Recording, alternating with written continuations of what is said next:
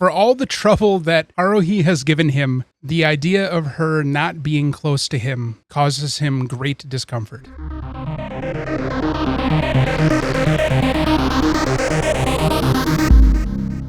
Hello, my name is Steve. And I'm David. And you're listening to Anime Plus. This is the final episode of Haruhi-Suzumiya as we discuss the movie, The Disappearance of Haruhi-Suzumiya.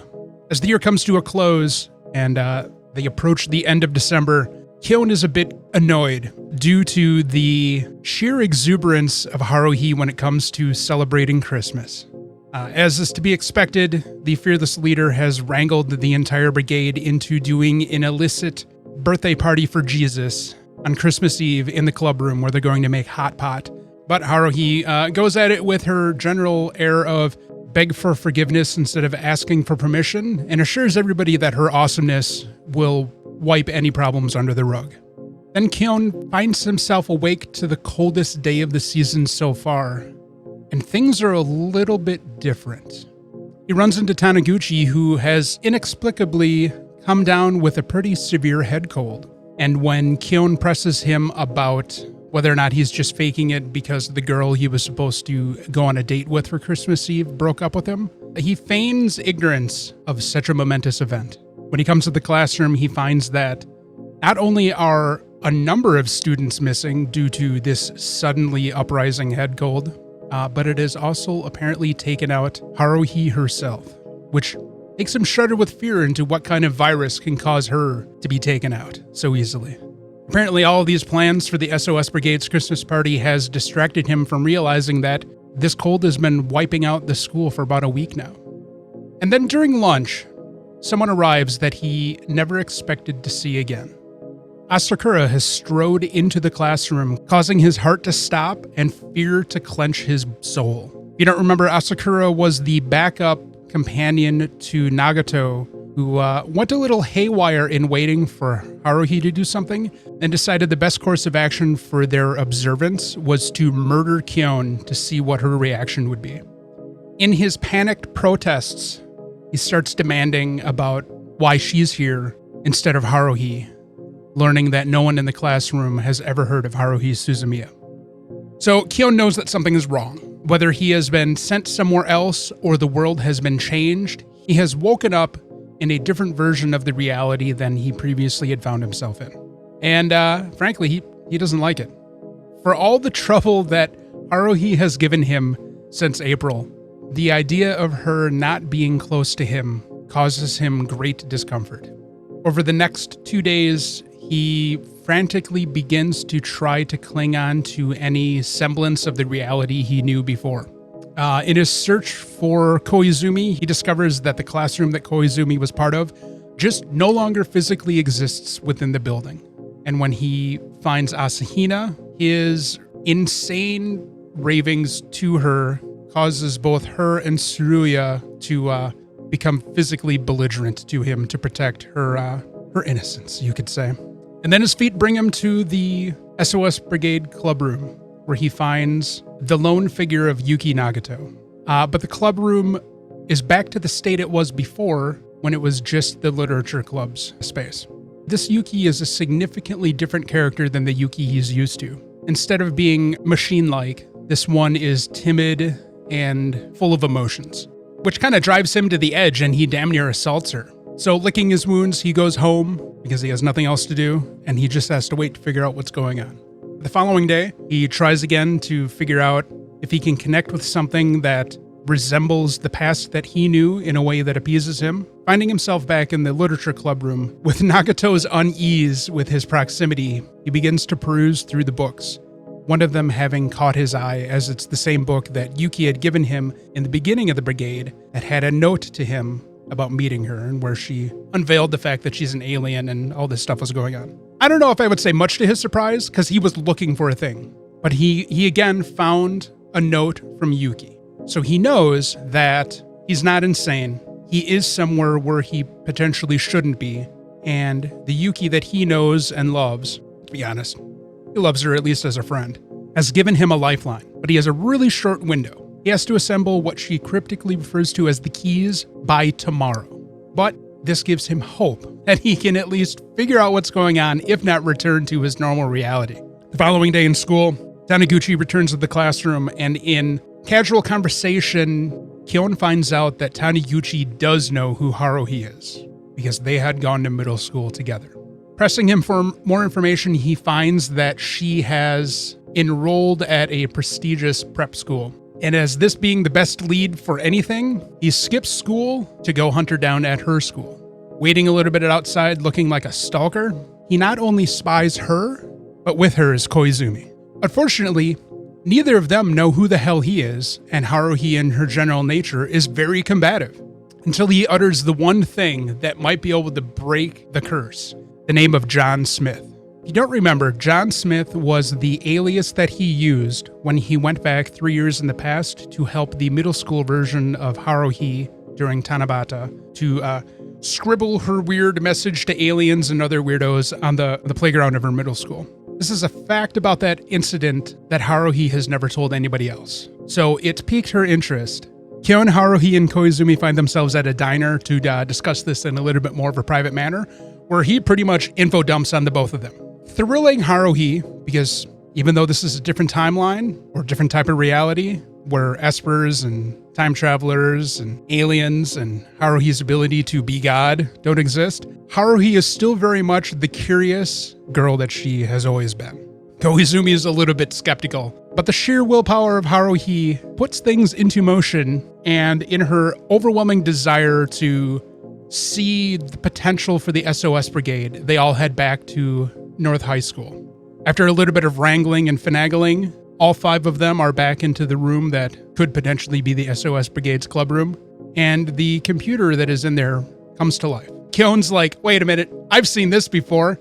It's Nagato talking to him through the interwebs, and she gives him a choice, whether or not to continue in the world that he finds himself in, or to try to return to the world that he knew. Kyon hits yes, wakes up 3 years in the past, to the night of Tanabata.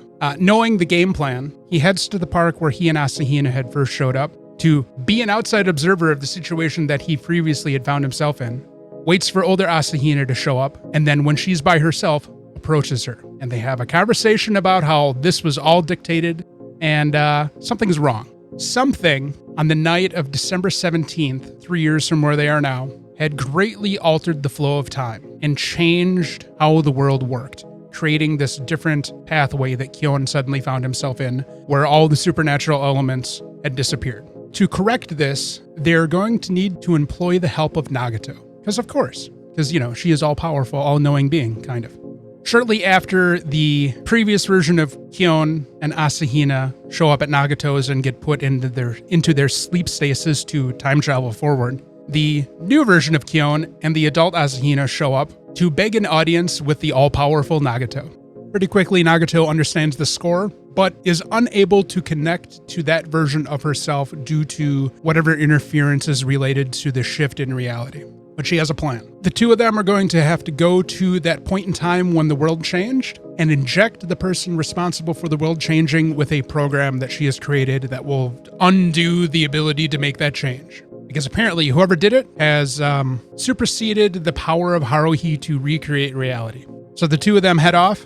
To find the culprit is Nagato herself, which Kyon completely understands. Nagato has had a hard time of it. Remember that time she spent 16,000 2-week cycles doing the same thing? Yeah. Something broke in Nagato. A virus, you could say, implanted itself in her, and she just wants to rest. She wants a little bit of change.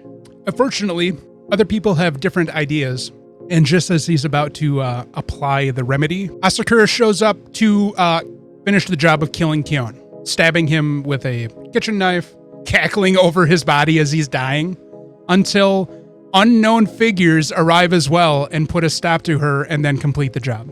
Unknown figures are Kyon, Asahina the older, Asahina the younger. Next thing you know, Kyon wakes up in a hospital bed with Koizumi watching over him, and more importantly, cocooned in a sleeping bag next to him, Haruhi, who has been at his side pretty much the entire time, because he's been in a coma for 2 or 3 days at this point.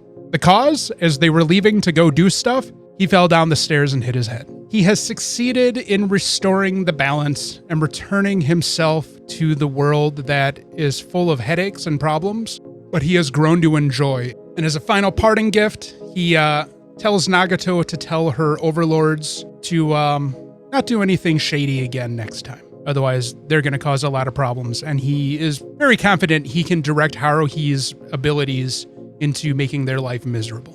And that's how we end the animated story of Haruhi Suzumiya, with an epic tale of, it's essentially Kyon goes through It's a Wonderful Life, kind of. Yeah, kind of. Against his own choosing, though. What would life be like for Kyon if it wasn't insane? He underwent the hero's tale. Thoughts? I gasped when he got stabbed. I was not expecting that. I was like, holy shit, there's actual violence in this show. Yeah. That was actually really good. You were worried about how long it was. Makes me really sad that there is no further animated story for Miss Suzumiya's adventures. Especially because they're like, we're totally setting up for a sequel or another season with the... Oh, with the post-credits scene? Well, yeah, and how he needs to like go back and save himself. It takes a while in the light novels for him to even go back and doing that. Nice. He keeps putting it off because he doesn't want to deal with it. Nice. Like, they go through a number of other adventures before he finally is like, I got to do the thing now. I think one of the best ones that I would love to see come into animation if we ever return to if we ever return to Haruhi being made as an anime, we will definitely see this in probably a bunch of most, if not all, of the rest of the story. There's a whole segment where a rival group of time travelers is trying to screw things up, and at one point they end up kidnapping Asahina. Yeah, I love this movie. This is my second favorite anime movie, and unfortunately, you can't recommend it to people. Yeah, you need to know everything. You need to have watched 28 episodes of Haruhi Suzumiya. Well, 21. 21. Maybe 22, but yeah. Yeah, you definitely don't need to watch all 8 of the Endless 8. Unless you want veiled Gundam references. The animation is fantastic. The story is a lot of fun, and it's just so well paced and so well directed. It's such a good package and a great cap onto the story of Haruhi. The stuff that follows, for the most part, is good. Some of the stories that appear in the light novels that I didn't really enjoy. There's one where they end up playing American football. Then they do the Mystery Island thing, but in a cabin on a snowy mountain instead during winter vacation. That one was a little bit better. It was still the same setup of Koizumi's group had arranged this whole like vacation activity for Haruhi to keep her entertained, and it kind of went sideways, and you encounter something that's never been explained that was trying to interfere with them. It might have been one of the factions that's part of like the alien data mine. It was interesting. It had been a number of years after I'd watched the series that I had finally gotten around to watching the movie, and I had forgotten so much of the series by that point that I didn't remember who Asakura was or what had happened with Asakura. I think I first watched the movie maybe 2012. And I hadn't seen the original Haruhi since like 2007. I definitely did the like ugly like, oh, that's so fucking cute when he was like playing with her face. When she was sleeping? Yeah, I'm like, oh my god, that's kind of adorable. This man loves this crazy bitch. Oh yeah. I think at this point he finally realizes that everything is because of her feelings for him and that he has feelings for her. So a buddy on Twitter who a couple of years ago had posted an interesting theory about Haruhi, and I had sent him a message, but he never responded to it. I wanted him to do a voice note talking about it. His theory was that in the world of Haruhi, Kyon is the one with the ability to rewrite reality, not Haruhi. And I think there could be some argument for that, because if you look at it from the same standpoint of him just not being aware of it, it makes sense. But I need to hear his argument for that personally. I can't dismiss that theory. From the normal convention of thinking of the story, everything that happens and her mental instability is all because of her feelings for Kyon. I mean, that's more than apparent right away. Whenever he pays a little bit too much attention to Asahina, things start to go bad. Yeah. She becomes unnerved and irritable. Watch, she's going to finish puberty and things are just going to level out. They are a cute couple, though. I think they definitely deserve each other. Yeah.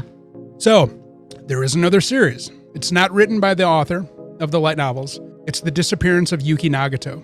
The person who wrote it said it within the normal world in the movie. I consider it a fan fiction, but it takes place in that version of the world. and it explores the courtship of Kyon and Nagato. And if I remember correctly, Haruhi makes like a 30-second cameo at one point. I watched it when it was coming out. 2016, 2015, something like that.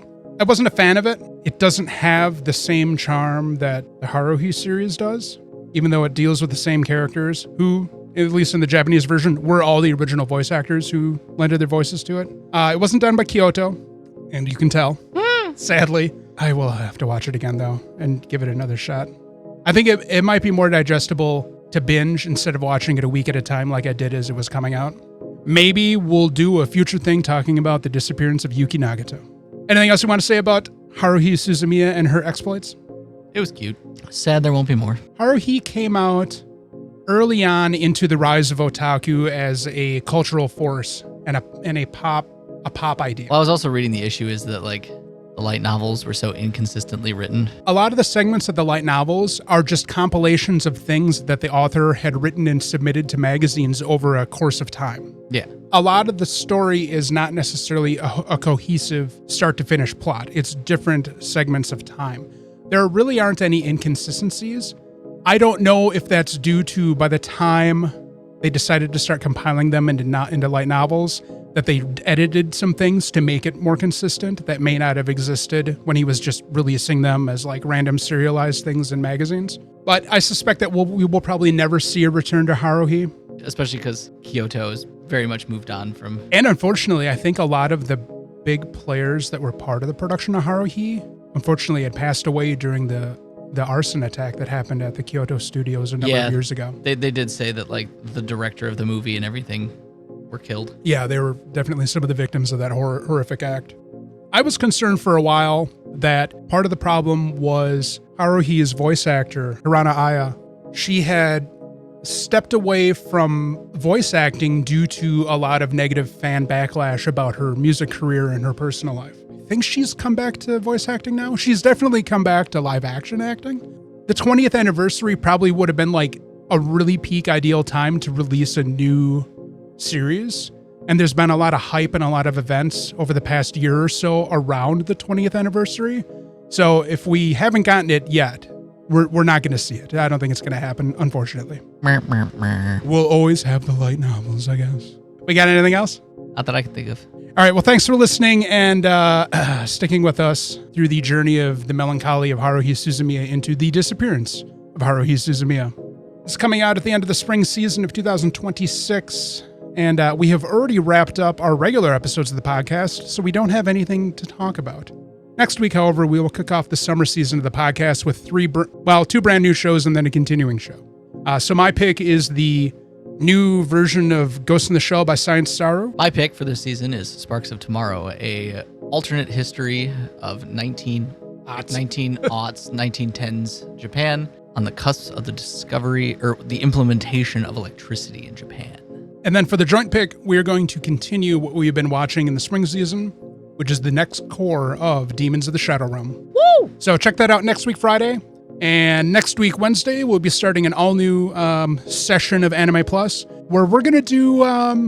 Wealth, fame, power. All of this was Gold Rogers and more. We will be exploring One Piece, the pre-time skip. So anything from East Blue all the way up to the resolution of Marineford and its aftermath. So if that interests you to see our take and our thoughts on the various larger arcs of the first half of One Piece, tune in on Wednesdays. All right. Don't forget to like and subscribe. Hit that bell so you get notified when we have videos dropping. We'll check you guys next time.